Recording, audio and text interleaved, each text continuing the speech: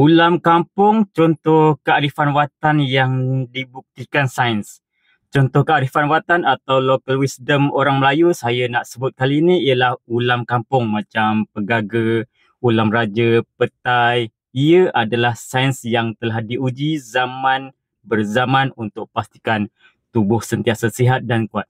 Orang tua-tua kata makan untuk sejukkan badan, buang angin dan cuci darah. Ini sebenarnya cara mereka terangkan proses yang hari ini kita panggil anti keradangan, detox dan bantu penghadaman.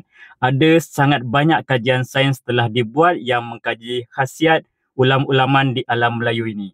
Hasilnya, para saintis jelas mengakui bahawa ulaman kita ini sememangnya adalah superfood yang sangat padat nutrisi dan sangat baik untuk kesihatan. Amalan makan ulam ni membekalkan kita dengan serat mentah dan vitamin yang tak musnah oleh haba masakan. Jadi, nampak? Kearifan watan ni bukan kolot. Ia adalah biohacking versi Nusantara yang disahkan oleh sains. Sedangkan dulu mana ada alatan canggih nak kaji apa yang mereka nak makan tu beracun ke, memudaratkan ke, manfaat tinggi ke, tak gitu.